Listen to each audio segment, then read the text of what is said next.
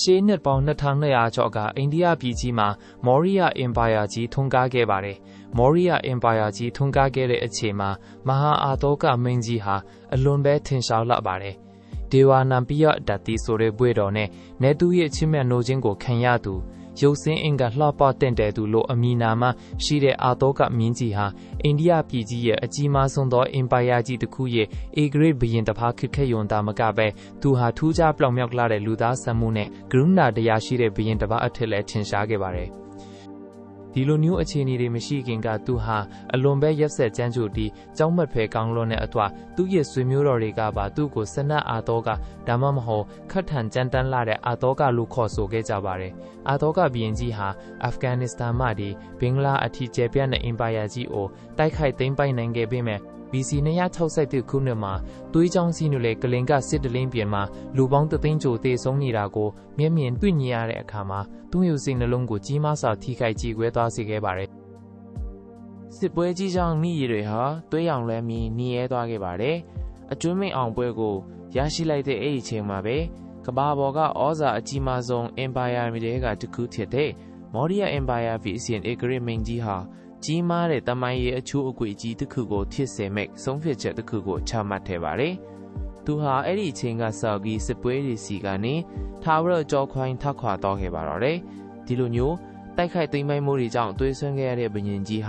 ငိမ့်ချမ်းရေးရဲ့မီရှုတန်ဆောင်တစ်ခုဖြစ်ဘလို့မျိုးပြောင်းလဲသွားခဲ့တာပါလေ။ထီနန်းအာနာနဲ့အင်ပါယာအတွက်ရက်ဆက်တဲ့ဘုရင်တစ်ပါးကိုသူတော်စင်သူဦးဖြစ်ပြောင်းလဲသွားစေခဲ့တဲ့ကလင်ကစစ်ပွဲရဲ့နောက်ဆုံးအချိန်တွေမှာဘာတွေဖြစ်ပျက်ခဲ့တာလဲ။ဒါကတော့စစ်ကိုဆွန့်လွတ်ခဲ့တဲ့မဟာအာသောကမင်းတရားကြီးအကြောင်းပဲဖြစ်ပါတယ်။ကမ္ဘာပေါ်မှာမော်ရီယာအင်ပါယာနဲ့ခိပြိုင်ပေါ်ထွန်းခဲ့တဲ့အင်ပါယာတွေကတော့ Alexander the Great အလွန်ဂရိနဲ့ Macedonian အင်ပါယာများနဲ့ Egypt ပြည်မှာဒုတိယမြောက်တော်လမီတရင်တရုတ်ပြည်မှာမဟာတတိုင်းကြီးကိုတည်ဆောက်ခဲ့တဲ့ချင်းအင်ပါယာနဲ့ဂရိပြည်မှာသင်္ချာနဲ့ယူပဗေဒပညာရှင်အာခီမီဒီ Geometry ရဲ့ဖခင်ကြီးလို့ဆိုနိုင်တဲ့ယူကလစ်တို့ပေါ်ထွန်းနေခြင်းဖြစ်ပါတယ်။အာသောကမင်းကြီးရဲ့အကြောင်းကိုနားလည်နိုင်ဖို့အတွက်ကျွန်တော်တို့ဟာ BC 300စုအစောပိုင်းကာလကခံစားတဲ့အင်ပါယာတစ်ခုဖြစ်တဲ့မော်ရီယာအင်ပါယာရဲ့နှလုံးသားစီကိုပြန်လည်ခရီးနှင်ကြရမှာဖြစ်ပါတယ်။မော်ရီယာအင်ပါယာဟာပြန်ပဒါဖြစ်တဲ့ကြားကနေပေါက်ဖွာလာခဲ့တာပါ။ရာစုနှစ်ပေါင်းများစွာတိုင်အောင်အိန္ဒိယတိုက်ငယ်ဟာရေထွက်လို့မရနိုင်အောင်များပြားလှတဲ့ပဒေသရိနိုင်ငံငယ်တွေနဲ့မျိုးနွယ်စုနယ်မြေတွေအဖြစ်အစိတ်စိတ်အမွှားမွှားကွဲပြားနေကြတာဖြစ်ပါတယ်။အာနာဟာ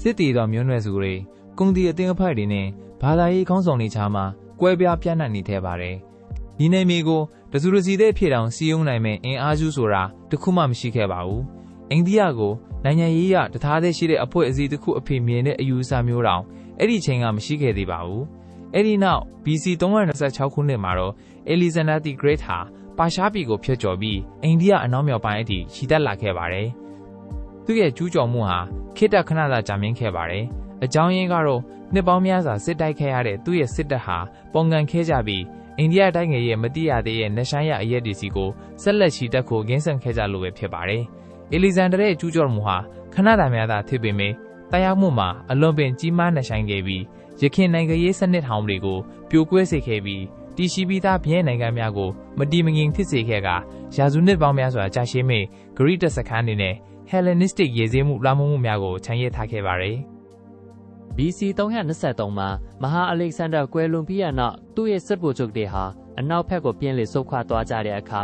အိန္ဒိယနိုင်ငံမြောက်ပိုင်းတစ်ခွင်မှာအာနာလီဟာနယ်တစ်ခုခြံရည်ခဲ့သည်ဗဒေတရစ်နိုင်ငံငယ်များမှာလည်းအချင်းချင်းစစ်ခင်းနေကြပါတယ်။ဂရိပင်ရင်ကန်တွေဟာသူတို့ရဲ့ယာဒူးနေရာကိုထိမ့်သိမ့်ဖို့စ조사နေကြပေမဲ့လည်းပရိုဖီရဲ့အခြေအနေများသာကြီးစိုးနေခဲ့ပါတယ်။ထို့သောရှုပ်ထွေးပွေလီနုအခြေအနေမှာချန်ဒရာဂုပတာမော်ရီယာလို့အမည်ရတဲ့သူတူဟ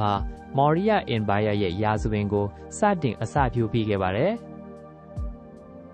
ချန်ဒရာဂုပတာဟာတာမန်အရတားတူဖြစ်ပြီးနိုင်ပါတဲ့မျိုးရိုးကနေဆင်းသက်လာသူလို့ဆိုခဲ့ကြပေမဲ့နောက်ပိုင်းပေါ်ထပ်လာတဲ့ရာဇဝင်တွေမှာတော့သူရဲ့ဇက်မြစ်ကိုပုံမမြင့်မြတ်တဲ့ပုံစံမျိုးနဲ့မှတ်တမ်းတင်ထားခဲ့ကြပါတယ်။သူဟာသူ့ရဲ့ထူးခဲ့တဲ့ဉာဏ်ပညာပြင်းထန်သောရည်မှန်းချက်နဲ့သမိုင်းတလျှောက်အတော်ဆုံးသောပရောဟိတေထဲကတူဖြစ်တဲ့ခြာနစ်ကခေါ်ကောဒီလရဲ့လမ်းညွှန်မှုနဲ့တဖြည်းဖြည်းတက်လန်းလာနိုင်ခဲ့ခြင်းဖြစ်ပါတယ်။ ချာနကဟာဗျာမနအနွယ်ဝင်ပညာရှိတူဖြစ်ပြီးတော့နိုင်ငံတော်ကိုအုပ်ချုပ်စီမံတဲ့ပညာရပ်မှာဆရာတဆူဖြစ်ပါတယ်။သူရေးသားခဲ့တဲ့အာသာရှတရကျမ်းဟာယနေ့တိုင်ရေးသားခဲ့သမျှသောနိုင်ငံရေး theory ဆိုင်ရာအစစ်မြင့်ဆုံးလက်ရာများထဲမှတစ်ခုဖြစ်တည်ရှိနေဆဲဖြစ်ပါတယ်။၎င်းကျမ်းတွင်အခွန်အတုတ်ကောက်ခံခြင်းနှင့်တလီယိုလုပ်ငန်းများမှသည်စစ်ဗျူဟာနှင့်ဘရင်တစ်ပါး၏ကျင့်ဝတ်ဆိုင်ရာတာဝန်ဝတ္တရားများအထိအရာအလုံးကိုပြည့်ပြည့်စုံစုံဖော်ပြထားပါတယ်။ချာနကရဲ့ရတနာမှာအရန်ကိုထိရောက်ပြီးလက်တွေ့ကြလာပါတယ်။ ပညာရှိသောအုပ်ချုပ်သူတဦးဟာအာဏာတည်မြဲရန်နှင့်မိမိ၏လူထုကိုအကာအကွယ်ပေးရန်အတွက်လှည့်ဖျားခြင်းအကြမ်းဖက်ခြင်းတန်တမန်နီလန်းသုံးခြင်းနှင့်ရရောခြင်းစတဲ့လိုအပ်တဲ့မြည်သည့်နီလန်းကိုဖြစ်စေအသုံးပြုရမှာဖြစ်တယ်လို့သူကဆိုပါတယ်။သူတို့ဟာအလက်ဇန်ဒါရဲ့ဆုခွာမှုကြောင့်ဖြစ်ပေါ်လာတဲ့ဖျို့ဖျဲအခြေအနေကိုအခွင့်ကောင်းယူပြီးမြောက်ဘက်ပိုင်းကနေစတင်ခဲ့ကြပါတယ်။သူတို့ဟာမဟာမိတ်တွေဖွဲ့တာပြိုင်ဘက်တွေကိုလှုပ်ကြံတာနဲ့စစ်တပ်တစ်ခုကိုတီထောင်တာတွေကိုလှုပ်ဆောင်ခဲ့ကြပါတယ်။ BC 322မှာချန်တရာဂပတာဟာအိန္ဒိယအရှေ့မြောက်ပိုင်းရှိမာဂရနိုင်ငံကိုအုပ်ချုပ်နေတဲ့နန္ဒမင်းဆက်ကိုဖြုတ်ချနိုင်ခဲ့ပြီးမြို့တော်ပါတလီပုတ်နေပြီးတော့ကိုသိမ်းပိုက်နိုင်ခဲ့ပါတယ်။အဲဒီကနေပြီးတော့ချန်တရာဂပတာဟာမရက်မနာနိုင်မြေချဲ့ထွင်နေပါတယ်။သူဟာအနောက်ဘက်ရှိနိုင်ငံတွေကိုအောင်နိုင်ခဲ့ပြီးပန်ဂျပ်နှင့်စင်ဒေတာတွေကဂရီတက်စခန်းတွေကိုမောင်းထုတ်နိုင်ခဲ့ကြပါတယ်။သူဟာအိန္ဒိယအလဲပိုင်းအထိတောင်ဘက်သို့စစ်ကြောင်းချဲ့ခဲ့ပြီးမျိုးနွယ်စုတွေနဲ့ပဒေသရိနယ်ပယ်တွေကို BC 305မှာအောင်နိုင်သိမ်းပိုက်ခဲ့ပါတယ်။အဲ့ဒီအချိန်မှာသူဟာအလက်ဆန်ဒါရဲ့စစ်ဗိုလ်ချုပ်ဟောင်းတူဦးထပြီးဆီးရီးယားကနေအာဖဂန်နစ္စတန်အထိကျယ်ပြန့်တဲ့ Hellenistic Empire ကိုအုပ်ချုပ်နေသူဆယ်လူကတ်နီဂေတာနဲ့ရင်ဆိုင်ခဲ့ရပါတယ်။ချန်ဒရာဂုပတာနဲ့ဆယ်လူကတ်တို့ဟာတန်တမန်နီလန်နဲ့ညှိနှိုင်းခဲ့ကြပြီးအပြန်အလှန်အားဖြင့်ချန်ဒရာဂုပတာဟာဂျနီခေအာဖဂန်နစ္စတန်နဲ့ဘလူချစ္စတန်ဒေသရှိနိုင်ငံတွေကိုထိန်းချုပ်ခွင့်ရရှိခဲ့ပါတယ်။သူဟာဆယ်လူကတ်ထံသို့စစ်စင်900ကိုပေးအပ်ခဲ့ပြီးထိုစစ်များဟာဆယ်လူကတ်နဲ့ပြိုင်ဖက် Hellenistic နိုင်ငံများအကြားဖြစ်ပွားခဲ့တဲ့နောက်ဆက်တွဲစစ်ပွဲတွေမှာအဆုံးအဖြတ်ပေးနိုင်တဲ့အင်အားစုတွေဖြစ်လာခဲ့ပါတယ်။အုတ်ချုပ်သူနှစ်ဦးစလုံးဟာအဆိုပါသဘောတူညီချက်ကိုခိုင်မာသောဂရုတစ္ဆာဖြင့်မဟာမိတ်ပြုကအတည်ပြုခဲ့ကြပြီးဆယ်လူကတ်ကတန်အမတ်မကာတီနီစ်ကိုမော်ရီယာနန်ဒိုမှာနေထိုင်ဖို့ဆေးလွှတ်ခဲ့ပါတယ်။မကာတီနီစ်ဟာပါတလီပုမှာနှစ်ပေါင်းများစွာနေထိုင်ခဲ့ပြီးသူ့ရဲ့လေးလာတွေ့ရှိချက်တွေကိုနောက်ပိုင်းဂရီးနဲ့ယောမစာဆိုရီလာပြန်လဲကူးကားခဲ့ကြပါတယ်။အဲ့ဒီမှတ်တမ်းတွေဟာအထူးအထိပ်ကိုရောက်ရှိနေတဲ့မော်ရီယာအင်ပါယာရဲ့အခြေအနေကိုအဖိုးတန်တဲ့ငြင်ကွင်းတစ်ခုအဖြစ်သမိုင်းတင်နိုင်ခဲ့လာဖြစ်ပါတယ်။ပါတလီပုနေပြီးတော့ဟာအန်ချီဖွေရမြို့တော်တစ်ခုဖြစ်ပါတယ်။မြို့တော်ဟာဂင်္ဂါမြစ်ကြောင်းတစ်လျှောက်ရှေ့လျားစွာတည်ရှိပြီးခိုင်ခန့်ကြီးမားတဲ့တစ်သားတိုင်းတွေနဲ့နှဆိုင်သောကျုံးတွေကာရန်ထားပါတယ်။နန်းတော်ဝင်းကြီးမှာလည်းအလွန်ပင်ကျယ်ဝန်းလှပြီးလက်ရမြောက်တဲ့အဆောက်အုံတွေပန်းချံတွေလူလုတ်ရေကန်တွေနဲ့ပြည့်နှက်နေပါတယ်။လမ်းမမြောက်ပေါ်မှာလည်းကုန်သည်တွေလက်မှုပညာရှင်တွေစစ်တီတွေနဲ့အနေရရမှဖျားဖုံးလားဖြင့်စီကားလာပါတယ်။ BC 298ခန့်မှာချန်ဒရာဂုပတာရဲ့တာတော်ဘိန္ဒုတာရနန်းတက်လာတဲ့အခါသူဟာခမ်းနားထဲဝါတဲ့အင်ပါယာကြီးကိုအမွေဆက်ခံခဲ့ပါတယ်။ဘိန္ဒုတာရဟာလည်းအရေးချင်းညစွမ်းဆောင်နိုင်ရရှိပြီးတိုင်းပြည်အုပ်ချုပ်ရာမှာကျွမ်းကျင်တဲ့ဘရင်တစ်ပါးပဲဖြစ်ပါတယ်။ဂရိမှတ်တမ်းတွေကသူ့ကို Amitokides သို့မဟုတ်ရန်သူတို့ကိုအောင်နိုင်သူလို့ခေါ်ဆိုကြပါတယ်။သူဟာမော်ရီယာနယ်မြေကိုတောင်ဘက်သို့ထပ်မံချဲ့ထွင်ခဲ့ပြီးဒက္ခိဏကုန်းပင်မြင့်ရဲ့နေရာတော်များများကိုအောင်နိုင်ခဲ့ပါတယ်။သူကွယ်လွန်ချိန်မှာမော်ရီယာအင်ပါယာဟာအိန္ဒိယတောင်ဘက်စွန်းဒေသနဲ့အရှေ့ဘက်ရှိကလင်းကနိုင်ငံတစ်ခုကလွဲပြီးအိန္ဒိယတိုက်ကန်တစ်ခုလုံးနီးပါးကိုထိန်းချုပ်နိုင်ခဲ့ပါတယ်။ဘိန္ဒုတာရမင်းကြီးမှာမိဖုရားများစွာရှိပြီးသားတော်ပေါင်း100ပါးရှိတယ်လို့ဆိုကြပါတယ်။ဘိန္ဒုတာရမင်းကြီးဟာအကြီးဆုံးသားတော်ဖြစ်သူတိမကိုအင်ရှင်မင်းသားအဖြစ်သတ်မှတ်ပြီးဌိနအမွေဆက်ခံဖို့ရထားခဲ့ပါတယ်။အာတောကဟာစစ်ရေးနဲ့အုပ်ချုပ်ရေးမှာအလွန်ထူးချွန်ပေမဲ့မိခင်ဖြစ်သူဘဒါယန်ဂီမှာ တော်ဝေမျိုးနွယ်မဟုတ်ချင်းကြောင့်ခမေးတော်ရဲ့မျက်နှာသားပေးမှုကိုမရရှိခဲ့ပါဘူး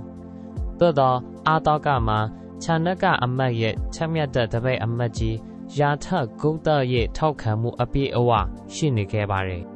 ဘိန္ဒုတာရမင်းကြီးနာမကျန်းဖြစ်ချိန်မှာသူတီမဟာအနောက်မြောက်ဖက်တက္ကတိလာမှာသူပုံနှိမ်နှင်းရန်ရောက်ရှိနေခဲ့ပါတယ်ထိုအချိန်မှာအာတောကဟာအုတ်စေနီးပီကိုအုပ်ချုပ်နေရမှအမတ်ကြီးယာရဂုတ်တရဲ့အကူအညီနဲ့မဂရအတိုင်းရဲ့မြို့တော်ပါဒလီပုတ်တို့အမြန်ပြန်လာခဲ့ပါတယ်ဘိန္ဒုတာရမင်းကြီးနတ်ရွာဆန်တဲ့အခါအာတောကနှင့်ယာရဂုတ်တတို့ကနန်းကျော်ကိုထိန်းချုပ်လိုက်ကြပါတယ်သူတီမမြို့တော်သူပြန်ရောက်လာချိန်မှာတော့အာတောကရဲ့စစ်တပ်ဟာမြို့တကားမှာမီးချမ်းတွေတူးကအကိုတော်ကိုဖမ်းဆီးပြီးအာတောကအမိန့်ကျော်နဲ့စီရင်ခဲ့တယ်လို့ဆိုကြပါတယ်အာတောကမင်းကြီးဟာ BC 1982မှာဗကြင့်ထဲလာခဲ့ပေမဲ့၄နှစ်တာကာလအတွင်းအင်ပါယာအတွင်းရှိအခြားသောအတိုက်ခံတွေကိုနှိမ်နင်းတာနဲ့အုပ်ချုပ်ရေးကိုတင်းငင်အောင်ပြန်လည်တိစောက်တာတွေကိုလှုပ်ဆောင်ခဲ့ရတဲ့အတွက်တရားဝင်ဗိသိက်ခံနန္ဒပွဲကို၄နှစ်အကြာ BC